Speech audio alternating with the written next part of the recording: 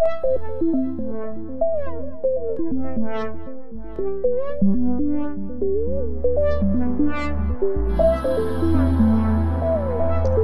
everybody, and welcome back to the Tonic Accord podcast. I'm one of your co-hosts, Alex, joined by my friend and colleague, Drew. Drew, how's it going? It's been a while. It has been a little bit. We've had a little holiday season. It feels good to be back, and I'm ready for the new year. Yeah, me too, man. I was telling you before we started recording, I took 2 weeks. I don't want to say I blocked out politics, but I wasn't really following anything closely for a little bit. Just needed a break for some skiing, friends and family, too much food and beer, but it's all good. It's like everything, take everything in moderation, even politics and current events. Sometimes it's good to unplug and just focus on your own microcosm for a little bit. That's a good point, and I mean, I figured Congress went on a holiday recess. We might as well too, right? Yeah, that's absolutely true. Yeah, so today, I guess it's been all over social media. It's been all over the news. Everyone and their grandmothers talking about it. So I don't know about you, but I think we should talk about Iran today. It definitely seems to be the hot topic, and it is fascinating, and it could be could have some big implications for the future. So yeah, let's dive into it. So do you want to give like a little background as to what we're talking about? Then we'll get into more. Yeah, definitely. So as I'm sure most people know, if they're not living under a rock, things have been heating up with Iran for the last year, and I mean for the last several decades, in fact. But U.S. forces last week killed Iranian Major General Qassam Soleimani in an airstrike early Friday near the Baghdad International Airport. And this marked a huge escalation of tensions between Washington and Tehran that is prompting concerns of further violence in the region. Defense Secretary Mark Esper, he is the currently appointed one, said the Pentagon took a divisive defensive action in killing Soleimani. He says that Soleimani and his men were plotting to target American diplomats and service members, and the strike was aimed at deterring future Iranian attacks. And so this has kind of caused a firestorm in the Middle East and around the world after this. Soleimani was a very key figure inside the Iranian military establishment. Some say he was pretty much the number 2 leader in Iran. And he was responsible for everything from military action inside of Iran to quasi-wars and militias outside of Iran. And so, according to NPR, for 2 decades, Soleimani led the elite Quds Force. It's a branch of Iran's Islamic Revolutionary Guard, which is responsible for the country's intelligence and military operations outside of Iran.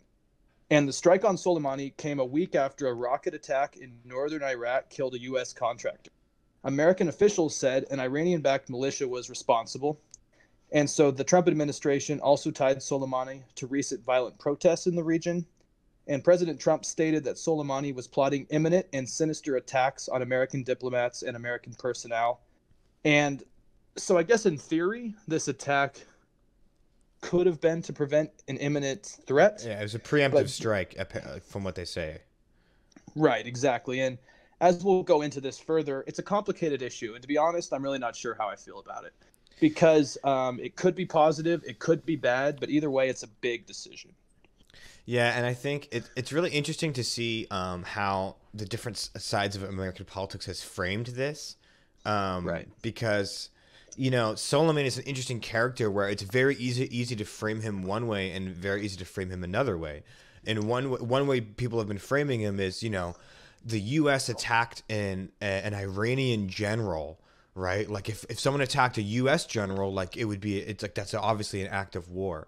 That's one way to frame it. Another way to frame it, and this is how I think the U.S. and the European Union frames it, is that Soleimani was categorized as a terrorist, and that's been true for a while. And he's been involved in terrorist operations that have attacked American lives. So if you can also frame it as, look, the United States did a drone strike on a known terrorist that's responsible for American deaths, that they had intelligence was going to be responsible for more American deaths in the future. So they took him out. And it's interesting to see the spins in the news around that surrounding this story, because Soleimani is such a divisive character, and just is involved in some pretty awful things, and he was involved in the Syrian civil war, helping the Assad regime. He was involved in militia attacks against American soldiers during the Iraq War. He was involved in helping Hezbollah in Lebanon. So it's not like this guy is by any means a saint. And it's just interesting to see how people portray him in the news and how they frame this situation. I kind of find it that this guy is a known enemy of the state, right? We know he's been involved in militia attacks on American soldiers multiple times throughout our wars in the Middle East. And so what I want to know is how good was the intelligence that there was an imminent threat? Because if that's what they're saying, then I do believe it's somewhat justified to take action to save American lives. But we just don't know the details of this intelligence. And what we do know, though, is that this wasn't the only option that was presented. The Pentagon presented a few other options to how to deal with Soleimani to Trump, and Trump chose the one that was the drone strike. So I kind of wish I knew what the other options were and what the intelligence was behind the imminent threat that they call. Yes, I think you raised a really important question and kind of a vague unknown question right there is why now, and why did we need to take such a violent and extreme measure in doing so? I mean, it's no doubt that Soleimani has been on the radar of U.S. intelligence and the military for over a decade now. And obviously there's been escalations in the region, but you have to ask yourself, why now? Is there something that our intelligence forces know that we don't? Or was this more of a political action to get public support by Trump? Or was this just in Trump's just nature to want to go for such a strong and powerful, iron fist response? And to be honest, I think, as we've talked about on this show a lot, more than one thing can be true at once. Right. And I kind of think it's a mixture of all of them, is that, yes, Trump's character is, to take the most defensive, or not defensive action, but the most strong and powerful action. He wants to get public support on his side. And let's be honest, I think you summed it up well, too, is that we're in a weird political time where both sides have kind of scripted their narrative in a specific way to talk about this issue. And to be honest, I think if you had asked most people even a year or two ago if they think a guy like Soleimani should be taken out, I haven't looked at public polls, but I would guess most Americans probably wouldn't have an issue with that. But then when you have to put it in the context of how Trump did it and how divisively quick, and kind of, it seems like without consulting the Gang of Eight, as they call them, right. It seems a little bit questionable. But I mean, this man is someone that I think a lot of us in the West in general, and even factions in the Middle East, could agree is a bad man, and a man that is not good. He's harmed hundreds of thousands of innocent civilian lives, or is indirectly responsible, and they say about over 5 American military personnel. Yeah, that's the thing is, I think, yeah, it's the context, right, of, also in the context of our escalation of, issues with Iran recently, right? Like, we had that whole issue with the boats earlier in the year, the whole issue with airspace and drones earlier in the year, and all these things. All right, Iran us backing out of the Iran nuclear deal. Now Iran saying that they're not going to adhere to some parts more of the nuclear deal just recently. So a lot of it's like on top of the escalation, it just makes me wonder. Look, like I'm kind of like torn like you, where I'm like, look, like, yeah, like I get that if you have a serious enemy of the state with an imminent threat, you got to take him out.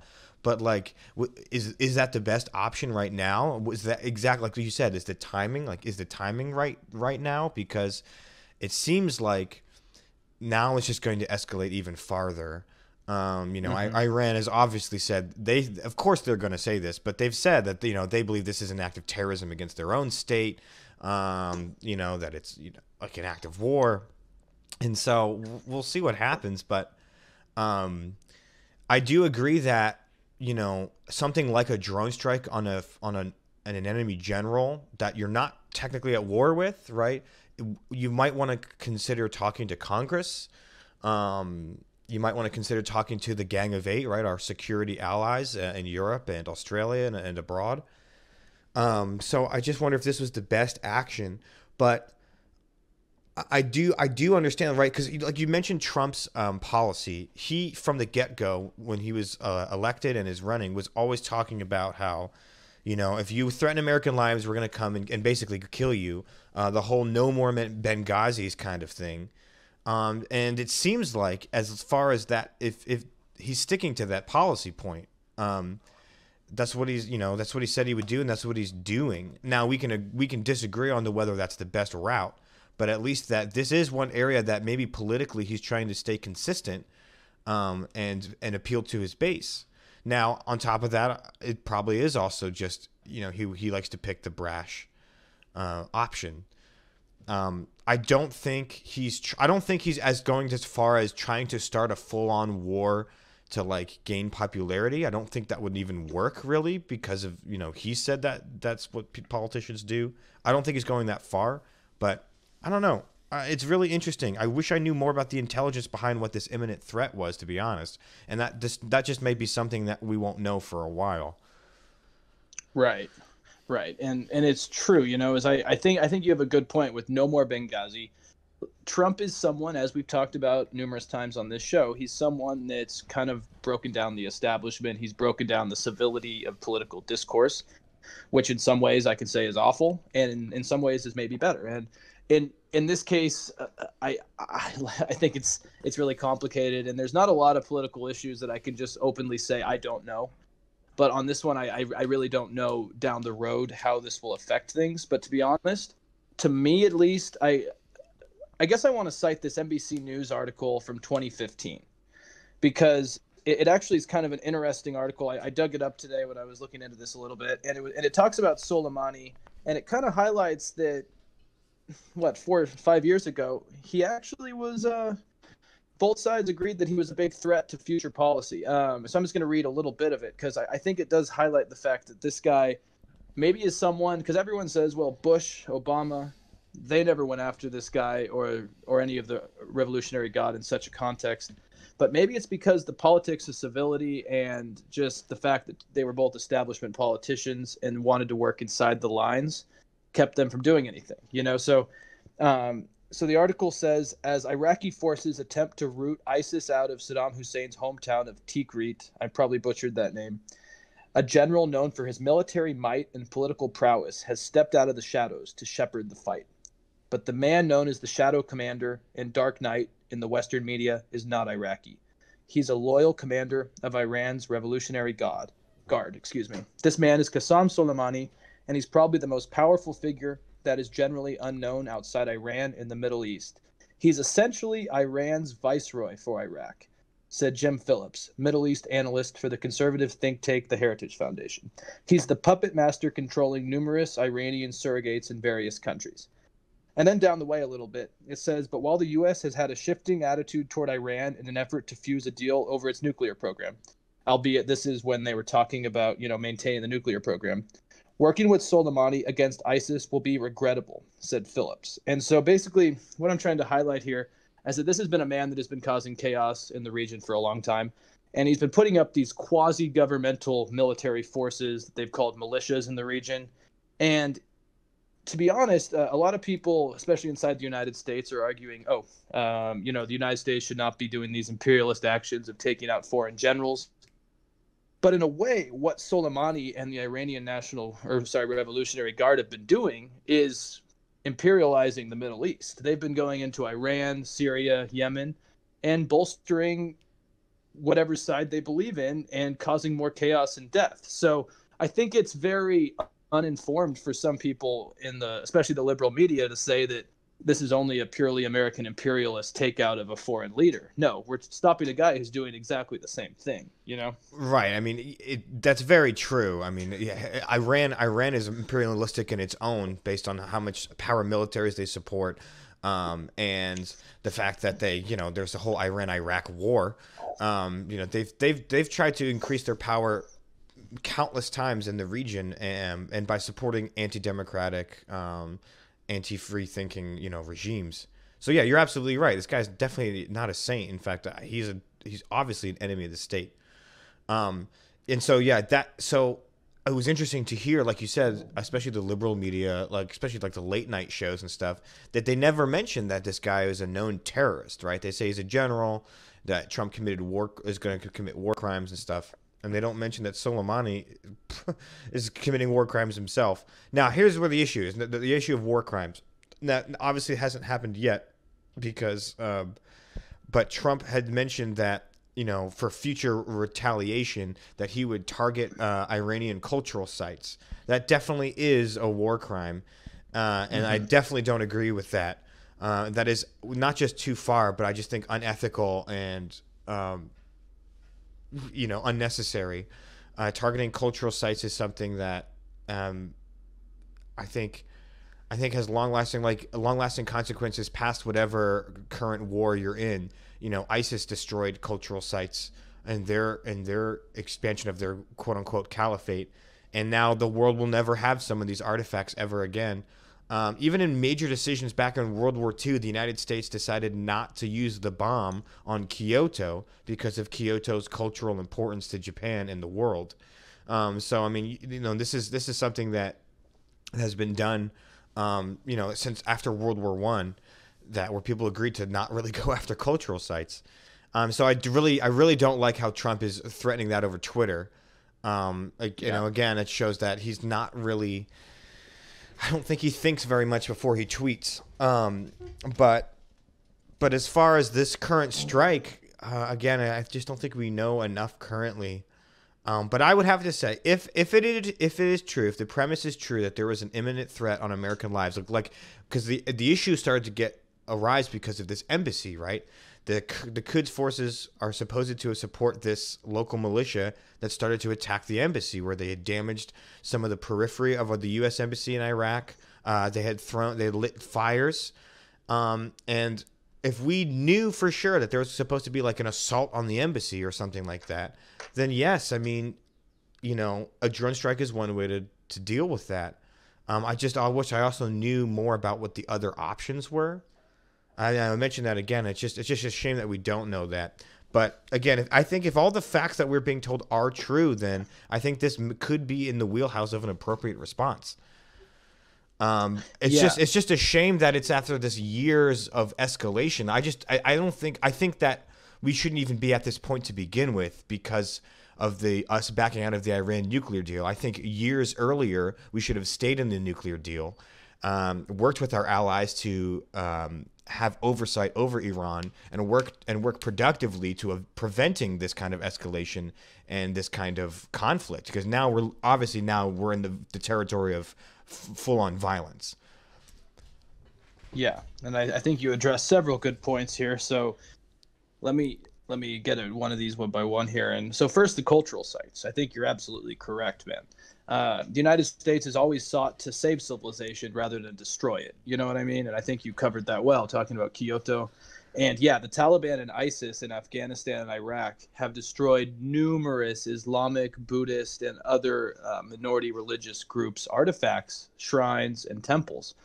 And to me, it's very despicable. You know, the Middle East was the cradle of civilization. And to threaten to take down some of those various sites, I think is horrible. I would also like to know, which I don't think Trump could give us a definition, what he means by cultural sites, because there is a difference now, because there are mosques in Iran and other parts of the Middle East that are that have openly blatant anti-American symbols related with them. And so if you're going to define certain organizations and buildings as cultural sites, then I think we need to distinguish the difference between a historical cultural site and maybe a mosque or something that is harboring terrorists. Because throughout the Middle East over the last 2 decades, there have been mosques and other quote unquote cultural sites that have harbored terrorists and helped terrorists and jihadists fight Western powers. So I think we do need to distinguish what a cultural site is in this context. And secondly, I think that this is my theory on what Trump is doing, and I don't think it's working, but I think it's what he's trying to do, is he's trying to rekindle the madman theory of international relations. He's kind of played this the whole time. Sometimes it's worked to his advantage. In this case, I don't think it's going to work to his advantage, mainly because when you're talking about destroying cultural sites, it supersedes wanting to attack the Iranian government. This makes it personal to the Iranian people. Right. And so now you're actually, this strikes a bone with the day-to-day working Iranian people. And now they're actually in the streets protesting the death of this general because first he was revered, and second because now they feel that they're actually a threat by the West. And I think that is pretty terrifying to a certain extent, you know. Yeah, I think you hit the nail on the head that the cultural sites now makes it personal to the Iranian people, and that just escalates things so much quicker than just going after the government. I mean, I think this is true for most people in the world, but I have some. I know some people, and I have some friends that are from Iran. They're Persian. They're now American citizens, but they had mentioned that they grew up in an Iran that was, if you spoke out against the government, you disappeared. So a lot of people didn't agree with the Iranian government and what the Ayatollah were doing, but they just went about their lives and they just kept their head down because that's what you do to maintain your life, right? I think any kind of dictatorship and overbearing government, that's probably what most people do, is you don't necessarily agree with the government, but you just don't go against it because you just want to live your life and be happy. But you start going against cultural sites, then you make it personal. Then you actually bring Iranian people, to hate the United States and perhaps side with their government even more. So I really hope he's not going to go down that road. I have to imagine the Pentagon has told him you can't do that. And so hopefully this drone strike will be the end of the violence. Now, what's interesting, back to the overall geopolitics, is I do think that Iran doesn't have as much leverage as we do. I think the United States has the upper hand, and it'll be interesting to see how Iran responds. And there's a good chance, I think, that they won't come back swinging because they know they'll lose. Yeah, that's a fair point. I would imagine something's going to happen in a means of force. Maybe a hit on, U.S. or EU targets in the Middle East, as we've already seen, the taker of the British tanker, bombing of Saudi oil fields, something in that nature, because I don't think they're going to do nothing because it's just not feasible. They need to respond, right? Mm-hmm. But I think you're right, is that I do think that they have the weak end of the stick on this, the short end of the stick. And I kind of want to turn this a little bit back to just the legality of this, because I think that's the big question that I see people talking about, right? Is, can the president do this? Is this legal? Is he potentially committing an assassination? And I just wanted to, there's a great article on NPR that highlights basically about 5 different experts, we could call them, opinions on this, and they differ. It's very complicated. So I just wanted to go through a few of them and get your opinion on it, because I think it is kind of interesting to see that a lot of legal experts are completely torn on this. So, for example, Gary Solis is a retired Marine who taught on the laws of war at West Point, thinks this is comparable to Iran killing a high-ranking U.S. military official. So he calls this an assassination. But then Ashley Deeks, a University of Virginia law professor who focuses on the laws of war, says this is not an assassination because assassination is prohibited by a U.S. executive order. She says it's a lawful killing during an armed conflict, which does not constitute an assassination. Now, that's a whole other discussion if this is a continuously armed conflict. And then a State Department official agrees with this. He was asked by NPR's Michelle Kellerman whether this constituted an assassination, and he said assassinations are not allowed in the law. Do you have overwhelming evidence that somebody is going to launch a military or terrorist attack against you? He said yes, check that box. This official also added that the administration also explored whether there was another way to stop Soleimani, such as having him arrested, and I guess this was taken off the table. So this goes back to what you were saying, is we need more information.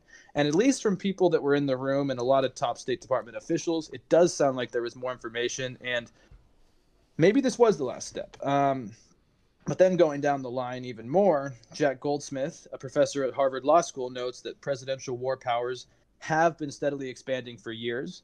And this is what I've been telling people, is I don't think Congress needed to approve this, and I don't think he needed to go through Congress to approve this, because Congress has gone along with many other attacks. Our country has quite self-consciously given one person, the president, an enormous sprawling military power. And this was since the authorization for use of military force after 9/11 in 2002.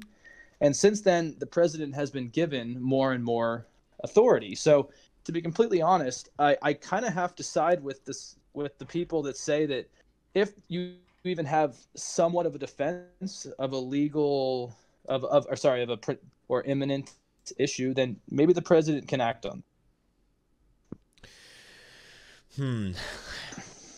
Yeah, I'm not an expert in international law, but it does seem like people are torn. It says here, BBC's reporting that Agnes Callamard, who's a UN special rapporteur on extrajudicial killings, she said that the test for this to be legal is for so-called anticipatory self-defense, right? They anticipated Soleimani was going to have an imminent threat, and they took self-defense by drone striking him. The test for this is very narrow. It must be a necessity that it is instant, overwhelming, and leaves no choice of means, no moment of deliberation. So it seems like it would have had to been like Soleimani would have had to been, for UN terms, Soleimani would have had to been like doing something that was going to happen very soon, that was an imminent danger, and that there was no other option but to drone strike him. So right. And she says, in her opinion, Agnes's opinion, she says this test is unlikely to be met in these particular cases regarding the strike in Iran. So she doesn't think that it meets the case. I don't know. I mean, I'm not enough of an expert, but we'll see. So what you're covering here is, because I was mentioning domestic American law, right? Whereas technically under American law and the powers appointed to the president following 9/11, right? Technically, the president could not get in trouble for it. But you're correct, because I saw that same thing, and it's very complicated internationally if it's acceptable. So he wouldn't have to go through Congress. He has the means to defend the American lives with military action on his own right. That's been established since 2002, like you said. Now again, I could have a whole other episode about whether or not that should be a thing. But that is the law of the land of the United States. Now the UN, which we criticize for not having much teeth. They do a lot of charity good, but they don't really have much foreign policy power. Right. They might see this differently as an extrajudicial killing. But it's also interesting that the EU and the United States, which are the main players in the UN, see Soleimani as a terrorist, and I wonder if that designation of him being a terrorist changes the legality of it versus the designation that he's an Iranian general, right? Like viewing him as a general from a foreign nation is different than viewing him as a terrorist. Yes, so, I think you hit it on the head there. That's the issue that I can't get across to enough people, is that everyone, people keep comparing it to it's killing a Pentagon official or a U.S. general if Iran did it. But it is different, is that this is a man who is deemed, like you said, a terrorist to most of the West. Like, you don't have General Mattis walking around Europe being deemed a terrorist by certain countries. Right. It's just different, but it's very murky, like you just said. So I'm really not sure. Yeah. It's very murky. It's a lot of this is a very big gray area, I think. And I know personally that I've had to really step back and kind of sit 20 feet away, and I've noticed how the narratives are so different on both sides and how they frame this so differently. And that's like anything, but I think it's even more trenchant with something like this. Yes, and it's really difficult. And so looking kind of at the bigger picture moving forward on this, just before we start slowly wrapping this episode up, I guess, is Brooks and Shields. It's that PBS NewsHour show on Friday. It has David Brooks and Mark Shields. They kind of have a similar vibe to you and I guess, where it's two guys, kind of different sides of the aisle, but moderates that can agree and discuss an issue. They talk about this issue last Friday night, and David Brooks, he's the conservative. He's one of the Never Trumpers, but he's a conservative for the New York Times. He has a great point in the discussion when he says that the outcome of this killing has 3 levels of international significance. He says there's the immediate, the middle term, and the long. He says the immediate outcome is good, mainly because Soleimani was responsible for the death of many civilians, Americans, and the creation of counter-government militias. He said, therefore, the immediate attack is good because this man is out of the picture. However, Brooks says that the middle term is extremely gray, quite iffy, and may cause anxiety and could be terrifying. He said this is because Iran must in some ways retaliate, and knowing how Trump's demeanor is, it means the U.S. will probably retaliate, and who knows how far these escalations will go. Right. And he said this period of escalation could lead to nothing, but it also could lead to something significant. But then Brooks says the long term to him actually is probably going to be very beneficial, because in any picture, when you take out the bad guy, the number one guy, it's usually going to slow down affairs. And that kind of takes me back to a Eurostat that I was reading, is that basically it's arguing that the death of Soleimani could be more significant than the death of Osama bin Laden or the ISIS leader Baghdadi. And it's mainly because the killing of bin Laden and al-Baghdadi were symbolic, right? These are terrorist groups with no national borders that have been operating in the region. So killing them is like cutting the head off of the snake. But in this case, Soleimani was an official member that is officially linked to a government. And it sends a large message to Iran and the world. And now this message could be good or bad. But in some ways, his death may be the most significant of any of the U.S.'s, I guess you could say, orchestrated killings in the last decade. That's very interesting. That's a really good, interesting way to frame it and put it. And I think there's a lot of truth to that. I think perhaps the long term might be more affected by the midterm. I think midterm, like middle route is we're undoing years of our de-escalation with Iran, and we're escalating it at a very rapid rate.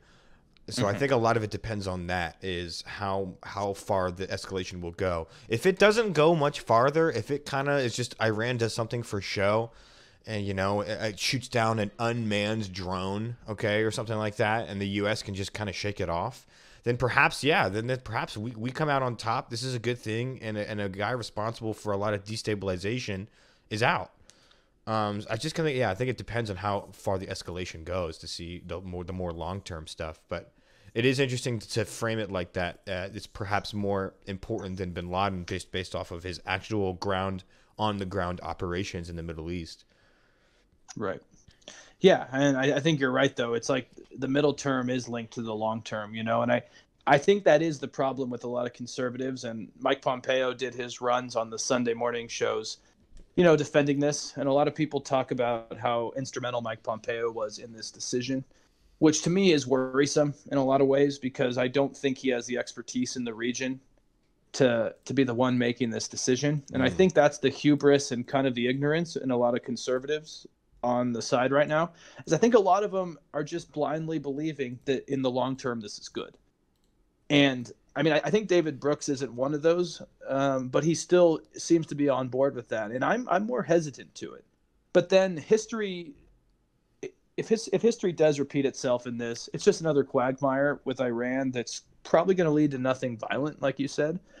But in this time, I think there are scarier repercussions. CNN had an article today saying that China actually could benefit from this, because they've already been brokering deals between Russia and Iran in the region, and they could play a key role in containing the fallout and preventing another Middle Eastern conflict. So as you and I have been talking about, this is another step for China to basically stop global tensions and gain new allies in the process. So as the U.S. pushes the Middle East away from us, guess who's going to suck them up? Right. China and Russia. So yeah. Yeah, damn. That's a really good analysis. Wow. Yeah, crazy times. What a literally ballistic start to 2020. Ugh, yeah, too much. Too much for me.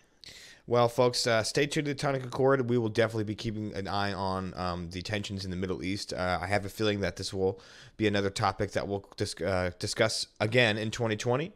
We hope for the best, obviously, and thank you for listening. Any last words, Alex, before we move on? Yeah, thanks, everyone. Happy 2020. Stick to your New Year's resolutions. And just one housekeeping thing. I've been getting good feedback from people, so please comment on iTunes, comment on Podbean. The comments help the algorithms filter us towards the top. It helps us get more exposure. So please tell your friends, comment. Even if you hate it, comment. Discussion's good. So thank you for listening, and we'll be back in a couple days with the next episode. So take care. Thank you all.